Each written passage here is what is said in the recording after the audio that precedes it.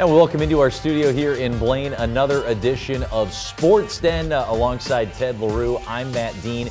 Believe it or not, we have got the playoffs right on the horizon. We're getting into that playoff push season. We start the winter sports season back in kind of early mid-November. Girls hockey always kicks off first, so we've got our area teams 3 games left in the regular season. We're talking section playoffs, and certainly for a very talented team here in the area, Coach Moldine, cover your ears, the state tournament. You got to focus on one step at a time, but we'll maybe take a peek ahead at that. We got the great start from Blaine boys basketball. We've got some cat clashes coming up between Spring Lake Park and Blaine this week that we'll talk about as well, Ted. But we've got to start with this terrific Centennial Spring Lake Park girls hockey team, now ranked number 1 in the state. And we talked about the depth a few weeks ago when we mentioned them on our Sports Den Spotlight, and we saw a lot of that depth on display following an overtime win over previously number 1 ranked Holy Family on Saturday. CSLP looking to keep it going Tuesday night against 15th ranked Andover. Very defensive start to the game. Here's Julia Gertis a shot. Kale Weiland with the save. She had 19 on the night, flashing the glove like a shortstop. Midway through the first, Gertis now shorthanded breakaway. She pivots, spins around 2 defenders to Iceland Larson. You know, it's under the bar, not over it here, going a little bit high. We're scoreless after 1. Second period now, it's CSLP with a shorthanded rush. Mia Such gliding around the goaltender, 18th of the year, puts the Cougars in front. It looks good from every angle. Cougars on the woman advantage late in the third. Such again, her second goal of the night, this time working hard down low on the redirect. Get that paddle out there, getting it past the goaltender. 2-0 after 2. All goals start with Such to Ella Perot, and then the one-timer to Grace Lager. Lager had herself a 2.9. Her second goal in 3 games gives CSLP a 3-0 advantage. Late third, Huskies fighting to get on the board. Piper Andrews to Iceland Larson in front of the goal. CSLP closes the deal 3-1 to notch their 9th straight win and keep rolling towards sections. Yeah, I think just getting to the net, getting the puck low, and just overall just starting out, getting the puck out of the D zone and beating their D really helped us to get the puck to the goal line and into the net.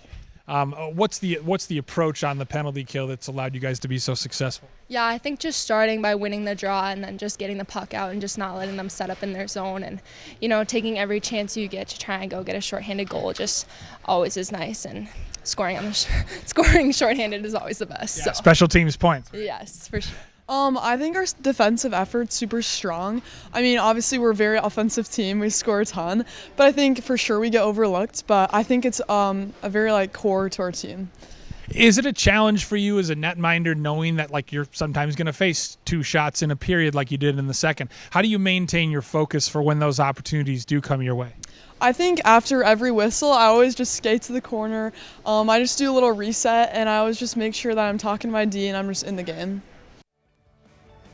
The Cougars continued their winning ways a little bit later in the week, taking down number 3 Minnetonka 4-3 on Thursday night in overtime. Guess who was the hero? Mia Such, another multi-goal performance, 2 goals and 2 assists. There's nothing like a 4-pointer. 3 straight wins now for CSLP over the number 2 and number 3 ranked teams in the state. Both games against Minnetonka this year went to overtime. You're talking about a 2-2 tie back on November 15th. 4 of the 6 games against the number 2 and number 3 team, which is Holy Family and the aforementioned Skippers of Minnetonka, have gone to overtime. So sign everybody up for more of these games in the state tournament. I think they're all hoping that we can see more of these contests and some great hockey games down the road. And hey, more of these Centennial Spring Lake Park victories would obviously be a great thing for the local Cougar fans around here. 3-2-1 is the record for the Cougars against Holy Family and Minnetonka. And with that comes the push to the playoffs. We are at the final week of the girls hockey regular season, and this is how it shakes out. For Centennial Spring Lake Park, they're going to go on the road to Anoka, and then, just another ho-hum top 5 matchup on the schedule. That's all they've had kind of this season. Number 4 Hill Murray is going to be the opponent. The Pioneers are 19-3-1. They're coming off a 5-3 victory over Holy Family on Saturday. The Pioneers and the Fires split the season series, so there's nearly a round robin going on between CSLP, Minnetonka, Holy Family, and Hill Murray so far this season. Blaine travels to Minnetonka coming up on Tuesday. That's tomorrow, before ending with 2 more road games against Elk River and Minneapolis. Bengals beat Elk River 2-1 on November 13th. That was back in the second game of the season. So that's the push to the playoffs, and here is what the playoffs look like as of today here, Matt. Centennial Spring Lake Park sitting atop Section 5AA. We talk about Ho-Hum, another top 5 matchup. How about Ho-Hum, CSLP, and Maple Grove? The top 2 seeds over there, a little bit tighter, though, in Section 7AA. Yeah, worth mentioning right now, right? These are the projected section seedings based on the QRF. Both these sections are decided on the coaches' vote, so it can be a little subjective. I'll tell you what, no matter what system you use, Centennial Spring Lake Park are the 1 seed, and I would bet a lot that Centennial Spring Lake Park are going to see number 9 ranked Maple Grove in the section final. That's been the matchup the last 5 years in a row. The Cougars, they were upset by the Crimson 2 years ago in a comeback, got their revenge on Maple Grove last year. It's one of the great girls hockey rivalries, just hockey rivalries, period, in the great state of Minnesota when those 2 teams go at it with a state tournament on the line. CSLP, you mentioned it, they've beaten the number 2 team, they've beaten the number 3 team, they've beaten the number 5 team, and they will have a chance to play number 4 Hill Murray end of the season. So they're going to be very battle tested as they set their sights on another section title. An important week for Blaine that you alluded to. They're battling for home ice. You see by the QRF they're projected as a 5 seed, meaning they would play on the road, potentially at Duluth. They've lost to Andover. They've lost to Forest Lake. They've lost to Duluth. Where there's hope for the Bengals is they did have a tying result when they played Grand Rapids Greenway earlier this year. So Blaine, they've got to win their game Thursday at Elk River. And really all 3 of those games, resume builders to try to pad their case to maybe get one of those top 4 seeds, which I think they have a case because of that tie with GRG. Well, one last thing with girls hockey right now, as you look at it, like we said, according to the QRF, said coaches vote is kind of the final tally. Right now, you're sitting between either you're playing a home game right in your backyard or you're traveling 2 hours up right now. Yep. A lot of times when you look at these section standings, you go to Forest Lake, it's 25 minutes away. You go to a lot of these places that are close, but if you have a difference between a 2-hour drive right now, which is about as big of a deal as it is when it comes to these section seedings in high school sports.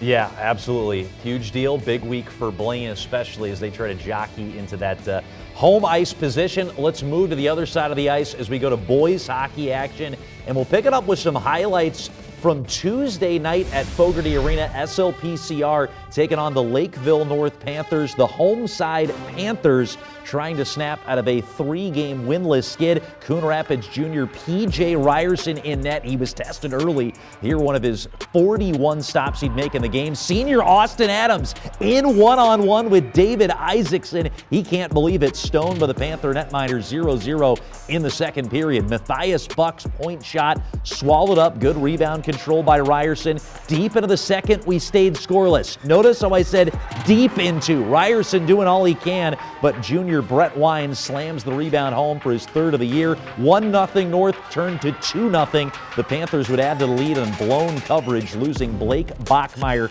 on the backside. Empty net and an extra attacker out there for SLPCR. Ashton Ryerson, the sophomore, turns in his 7th of the year, makes it 2-1 with 26 seconds left to go. The Panthers would add the empty net goal from McGuire Deweese to seal it. SLPCR are outshot 42-32 in a 3-1 defeat. So with that loss, SLPCR now sharing the bottom spot in the league standings. Also with winless Anoka. They would play the Tornadoes last Thursday, 2 days after that game against Lakeville North. The 2 teams skated to a 3-3 tie. So SLPCR, their winless streak has extended to 5 games in a row. They do have 2 ties in that stretch. Big problem for the Catbirds, averaging fewer than 2.5 goals per game, which is bottom 10 in the state in Class AA. They did score 3 goals in the tie on Thursday, but before that, 2 goals or less in 6 of their previous 7. SLPCR have not won a game the last 10 times. They've scored 2 goals or fewer, looking to put it in the back of the net with a little bit more regularity. And it's a tough league, as you see. You've got Elk River ranked 17 in the state atop the conference standings. Couple of games in hand on Rogers, who are number 6 in the state, always a strong top of the Northwest Suburban Conference there. Elsewhere, Blaine had themselves a good week, going 2-0-1, beating Mounds View and Champlain Park by a combined score of 14-9. A lot of offense, maybe not a lot of defense in Bengal games this week, and then they tied Champlain Park on the turnaround game 2-2 on Saturday. Big Cat Clash coming up here on Saturday. At Fogarty Arena, Blaine playing Spring Lake Park, Coon Rapids. You can find that one. We will have that one on North Metro TV. Centennial coming off a 3-2 win over Duluth East on Saturday, looking to get back at Elk River. They lost to the Elks 4-1 on Thursday. And Matt, one big team that we've been following, we talk about CSLP girls at the top. I think, the other team that's right at the top there has been Blaine boys basketball, undefeated coming into this week. They're so deep, doing it on offense, doing it on defense. Bernie Ward's team has just been so good, looking to keep it going. Really, it has been one of the fun stories we've had a chance to follow. Blaine entering the week, as you said, undefeated at 14-0. They were ranked 8th in the state in Class 4A. We weren't covering it on a traditional broadcast, but North Metro TV was there. We had to cover it Wednesday night of this past week. 8th-ranked Blaine boys basketball taking on Robbinsdale Armstrong in a conference clash. Blaine, as we set out to that 14-0 start, and we'll take a look at the highlights, facing this Falcons team that had also played 14 games into the season, but had split them right down the middle. 7 wins, 7 losses for the Armstrong Falcons. Picking up the action early, junior Demario Allen driving and finishing. Tough one around Shiloh Aite of Blaine, but the Bengals have the scoring to match it. Senior Tula Gimta, a little unorthodox, but slithers his way to the hoop and the foul. The start of a 3-point play for Gimta. Armstrong only hit 6 threes in this game, but the alliterative Tyson Tate had 2 of those triples, knocking it through for the Falcons. 13 minutes left in the first. Aite's trifecta here gave Blaine a 12-9 lead. Senior Drew Mertens did most of his damage inside the lane through contact here for the man who would lead all scorers with 24. Henry Siemens turning into a sophomore sharpshooter. He connected from downtown to break a 12-ball tie. 11 minutes remaining in the first. Allen, you remember that? The dream sequence in Jurassic Park 2? Allen would hit that response for Robbinsdale Armstrong. Defense turning to offense. It's a tale as old as time. Aite with the hard work leading to the easy deuce. Bengals led 42-30 at the break. Mertens was a problem inside for Blaine. He would sashay his way to the 10 here. As we mentioned, 24 points led the way. Gabe Lundberg, the senior, canned a timely three-pointer with 2:20 to go. Armstrong led by 5 and hang on for the 75-64 win to end the 14-game win streak. So Blaine knocked off for the first time in a conference battle in that game last Wednesday against Robbinsdale Armstrong. All 5 of the Blaine starters in that game got to double figures, but 0 points off of Bernie Ward's bench. Blaine's so deep, that's been uncharacteristic to see for the Bengals, and a big reason the 14-0 start was snapped. They also were in action on Saturday on the road in the non-conference at St. Paul Central. Lost that game 57-62. So now back-to-back losses after that historic start. Only one of those losses in the conference so far. So the Blaine Bengals remain atop the Northwest Suburban Conference standings. You take a look at Spring Lake Park, just a couple of pegs down. They lost to Blaine back on December the 23rd in a close game. Rattled off 8 straight wins after that. That streak came to an end in their most recent game against Champlain Park on Friday. So the Rebels leapfrogging Spring Lake Park to second in the standings. Centennial, the Cougars, have lost 4 in a row entering the week since a January 9th win over Elk River. Both of Centennial's conference wins have been against the Elks this year. The Cougars will have a chance to break out of their 4-game skid coming up as you take a look at the schedules. Tuesday against Rogers. First time that Centennial will play the Royals this year. Rogers just 2-12 and winless at 0-9 in the Northwest Suburban. The Blaine Bengals have the Panthers on Tuesday night in Blaine. That was a good contest last time before Christmas. 57-53, SLP won it a couple of days before the holiday. After that, Blaine will go to Park Center on Thursday. The Pirates with an unusual down year. They're just 4-9 and have lost their last 3 games in the conference. Spring Lake Park, that Tuesday game, will have a North Metro TV as they go on the road to Blaine.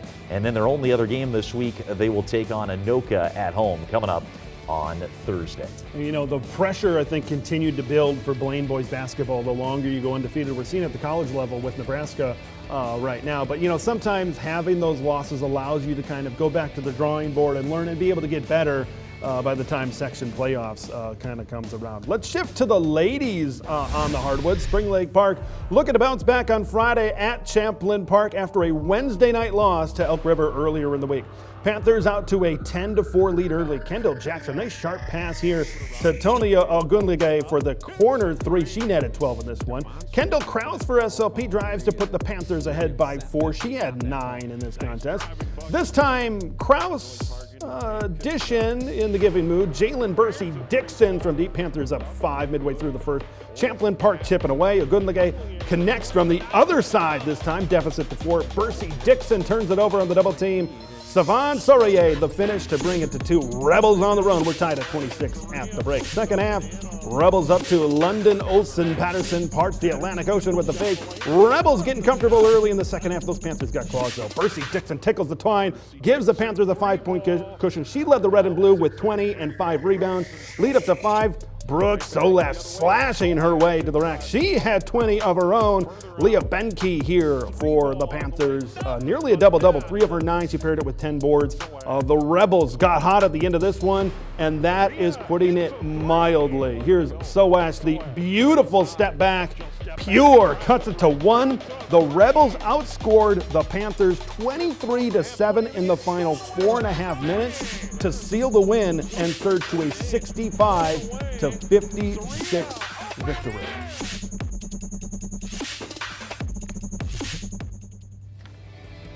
Following the loss to the Rebels, Spring Lake Park has now dropped 4 of their last 5 after starting the season 9-3, and they won their first 7 contests right out of the gate. Blaine awaits tomorrow night. North Metro TV will be there from the Panther Gym. The Bengals have won 3 of their last 5 games, beating Robinale Armstrong by 42 on Wednesday. And then they turn around and lose to 23 by Brainerd. So a little bit of a roller coaster there for Blaine. It's been an uncharacteristic sub-500 season for Centennial, but now they've won 2 in a row, getting hot at the right time, knocking off Anoka on Wednesday. They won't be at home until February 4th this week, and then early next week features 4 straight road games. And then going back to this week, they would have been on the road for 6 straight games. 7 of their 9 remaining games are on the road. So the Cougars will look to be road warriors like Hawk and Animal the rest of the way. Yeah, you mentioned the really nice start to the season for the Spring Lake Park girls, 7-0. They've lost 7 of the 10 since then. It seems like injuries have really ravaged the Panthers lately. Anna Smolich, their top scorer, has not played in the last 6. And that's been a big part of the Spring Lake Park season, and that'll be a fun one tomorrow. The Panthers kind of try to regroup and get one back against Blaine, who beat them in the first matchup earlier this season. That will be one of 2 Blaine and Spring Lake Park matchups we have on North Metro TV coming up tomorrow night. I'll be on the call for that one with Blythe Whaley tomorrow. We've got one last set of highlights here to bring you on Sports Den, and we're going to go back to hockey a little bit. Adapted floor hockey from Thursday. Centennial Spring Lake Park, the Cats taking on the Anoka Hennepin Mustangs. It would be Christensen, the senior, number 22, scoring for CSLP to break the early deadlock. 1-0 Cats less than 4 minutes in. J.C. Boyce, remember this name, the start of a big night for the senior here for Anoka Hennepin, scores to tie it up at 1.